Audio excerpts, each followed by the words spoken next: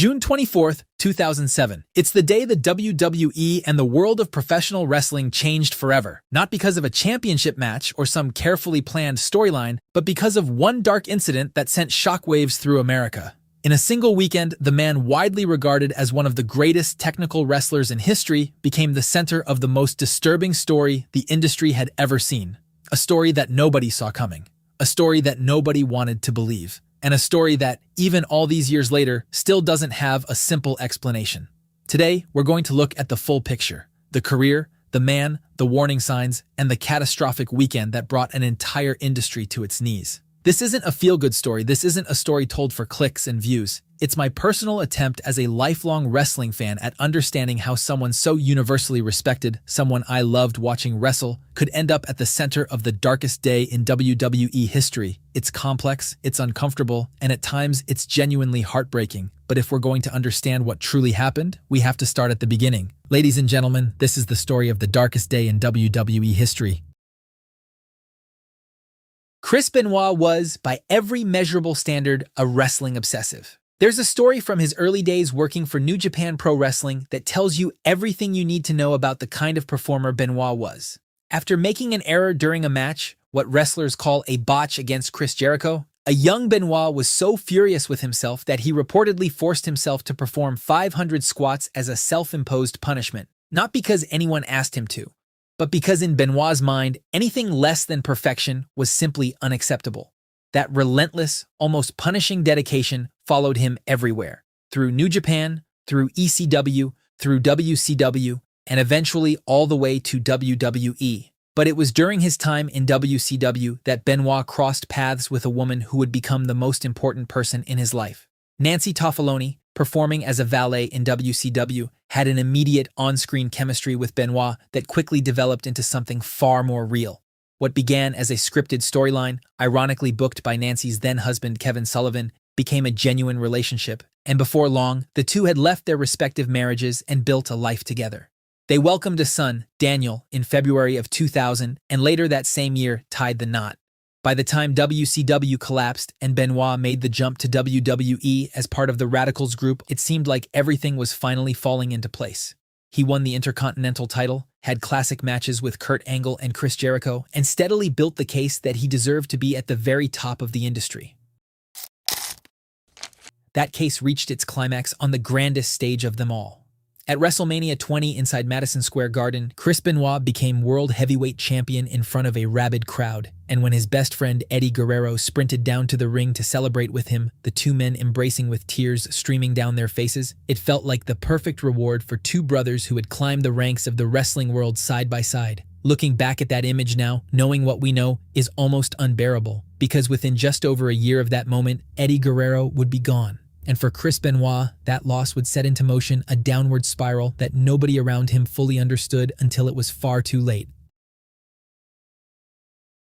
When Eddie Guerrero passed away unexpectedly in 2005, the wrestling world grieved collectively. But nobody grieved quite like Chris Benoit. The two men had been close for years, forged together through long road trips across Japan, through WCW locker rooms, through the grind of WWE's relentless schedule. Eddie wasn't just a colleague, he was a confidant, a brother, and by most accounts the one person who truly understood Benoit and could talk him down when his emotions ran high. When Chavo Guerrero delivered the news of Eddie's passing over the phone, Benoit, a man known for his stoicism, completely broke. Those who were close to Benoit say he simply never came back from it. He returned to the ring almost immediately, and in doing so, buried his grief beneath the only thing he'd ever truly known how to do. But you can only suppress that kind of loss for so long.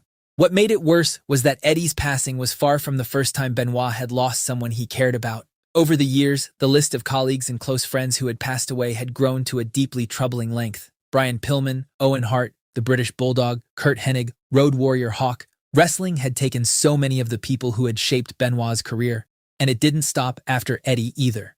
Weeks later, Mike Durham, better known as Johnny Grunge, died at 39. Durham had reportedly played an informal peacekeeping role in Chris and Nancy's relationship for years, being called in to break the tension whenever the couple argued. Stripped of Eddie, stripped of so many others, Benoit began to show signs that something was seriously wrong beneath the surface. In the months leading up to the summer of 2007, people in his inner circle began to notice a man who was becoming increasingly consumed by paranoia. He started taking different routes to familiar destinations, his gym, the airport, convinced he was being followed. He changed vehicles frequently and checked the home's security system compulsively. Nancy was asked not to leave the house alone after a certain hour in the evening. Their son Daniel was no longer allowed to play outside unsupervised. The family even relocated entirely, moving from their home in Peachtree City to a gated property in Fayetteville, Georgia, a quiet, low-crime suburb where 2 German Shepherd guard dogs patrolled the grounds. Benoit's behavior in the locker room was also raising eyebrows. Accounts from that period describe a man who had become short-tempered and difficult to be around backstage. One often cited story involves a young Ms. allegedly being thrown out of the locker room by Benoit. At home, things were no less complicated. Chris's marriage to Nancy had never been without turbulence. In 2003, Nancy had filed for divorce, citing domestic abuse and describing a household where she felt genuinely unsafe. A temporary protective order was granted.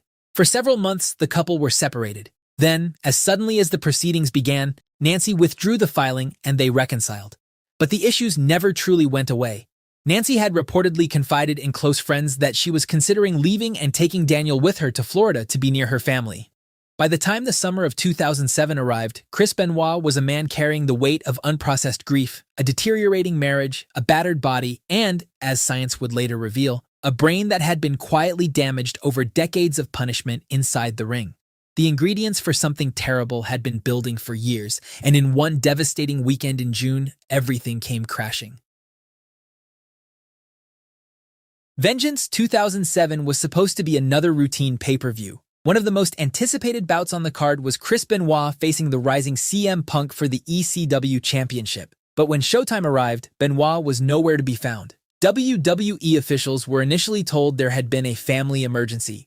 Concerned but not yet alarmed, they made the call to substitute Johnny Nitro into the championship match and the show went on. However, behind the scenes, the mood was anything but calm. For a man renowned across the entire industry for his professionalism, this was deeply out of character. Alarm bells were ringing. What WWE didn't know was that the story Benoit had been feeding his colleagues over the previous days, that Nancy and Daniel were sick with food poisoning, that they'd been taken to hospital, that everything was under control, was a carefully constructed fiction designed to buy time. In phone calls to his travel partner, Chavo Guerrero, Benoit had sounded groggy and distant. Something wasn't right, and Chavo knew it. Then came the text messages. In the early hours of Sunday morning, both Chris and Nancy's phones sent identical messages to Chavo containing Benoit's home address, a note that the dogs were secured in the pool area and that the back door was open. There was no explanation or context behind the messages. Chavo, piecing it together with everything else, went straight to the higher-ups. John Laurinaitis, the head of talent relations, took one look at the messages and immediately requested a welfare check at the Fayetteville property. What the Fayette County Sheriff's Department found inside that house on the afternoon of June 25th was something that even experienced officers were completely unprepared for. Nancy's body was discovered in an upstairs room, her hands and feet bound, a Bible placed beside her. Her son, Daniel, was found sedated with Xanax before his life was taken. His father had placed a Bible next to him too. And in the basement gym, Chris Benoit was found suspended from the cord of his weight machine. He was 40 years old. WWE was formally notified by police at around 4:15 that afternoon. Within hours, the company that had aired a heartfelt 3-hour tribute to Benoit the previous night, believing that he had perished alongside his family in some terrible accident, was now grappling with a truth so dark it was almost impossible to process. The wrestling world would never be the same again. At 4 a.m. in the morning on June 25th, a full 10.5 hours before police discovered the bodies, an anonymous user edited Chris Benoit's Wikipedia page to state that he had been pulled from the Vengeance pay-per-view due to the passing of his wife Nancy. At the time, nobody outside that house in Fayetteville could have known that. When investigators traced the IP address, it came back to Stamford, Connecticut, the home of WWE's corporate headquarters. The person behind the post came forward and explained that it had been nothing more than a dark, poorly judged attempt at humor, a fabricated rumor posted as a joke that, in one of the most disturbing coincidences imaginable, turned out to be true. But what investigators found later was nowhere close to a joke. When Chris Benoit's father gave researchers at West Virginia University permission to examine his son's brain, the findings genuinely shocked even experienced medical professionals. Benoit's brain showed severe CTE across all 4 lobes. The condition was so bad that doctors compared it to the brain of someone in their mid-80s suffering from Alzheimer's disease. Decades of unprotected chair shots, diving headbutts, and the accumulated trauma of a 20-year career had quietly destroyed the organ that makes us who we are. His own son David would later say the diagnosis gave him a measure of closure. The belief that the man who did those terrible things wasn't really his father anymore. That something had been taken from him long before that weekend in June. Alongside the brain damage was a cocktail of contributing factors that investigators pieced together over the following months. Benoit's autopsy revealed testosterone levels approximately 10 times higher than what would be considered normal for a man his age. His personal physician, Dr. Phil Aston, was subsequently investigated and found to have been prescribing Benoit a 10-month supply of controlled substances every 3 to 4 weeks. Aston was eventually convicted and sentenced to 10 years in federal prison. He was not the only doctor supplying wrestlers through questionable means, and the investigation that followed swept up names across the entire industry. There was also the matter of prescription painkillers, anti-anxiety medication, and alcohol, all of which were found to have been present in the Benoit household in significant quantities. The picture that emerged was not of a man in a single moment of blind rage, but of someone whose mind and body had been quietly deteriorating for years under the weight of substances, grief, and neurological damage, until something finally gave way. The fallout from that weekend in June reshaped professional wrestling in ways that are still felt today. Within days of the full story becoming public, Chris Benoit was effectively erased from WWE. Vince McMahon appeared on ECW the night after the Raw tribute and announced that Benoit's name would not be spoken on WWE programming. But Vince's troubles were just getting started. Congress investigators launched formal inquiries into WWE's drug testing practices, and what they found was shocking. In the very first year of WWE's wellness policy, which had only been introduced following Eddie Guerrero's passing, roughly 40% of wrestlers tested had returned positive results even after being given advance notice that testing was coming. The policy that was supposed to protect performers was riddled with gaps wide enough to drive a truck through. Under intense government pressure, Vince was forced to overhaul the entire program and introduce more frequent testing, stricter penalties, and far greater medical oversight across the board. Unprotected chair shots to the head, which had been a staple of the industry for decades, were banned outright.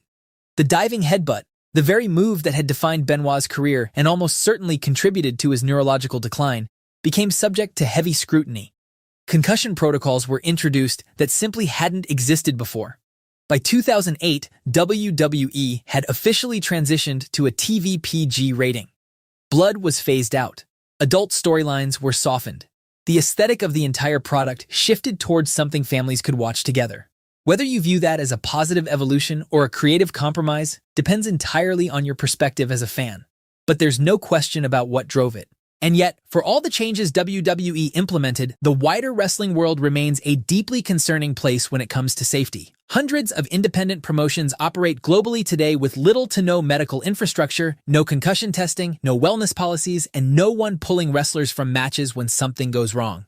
Many of the performers who will one day walk through WWE's doors, or who will spend their entire careers on the independent circuit, are absorbing damage right now that won't reveal itself for another 20 years. Former wrestlers speak openly about living with daily headaches, memory gaps, cognitive difficulties, and the quiet, constant fear of what might be developing inside their skulls. By the time the damage becomes visible, it's too late. Chris Benoit's story does not have a clean ending or a simple explanation. What happened in Fayetteville, Georgia in June of 2007 was the darkest day in WWE history. The hope is that it remains so, and that the lessons learned from that tragedy continue to protect the performers who step between those ropes every single week, because the cost of forgetting them is simply too high.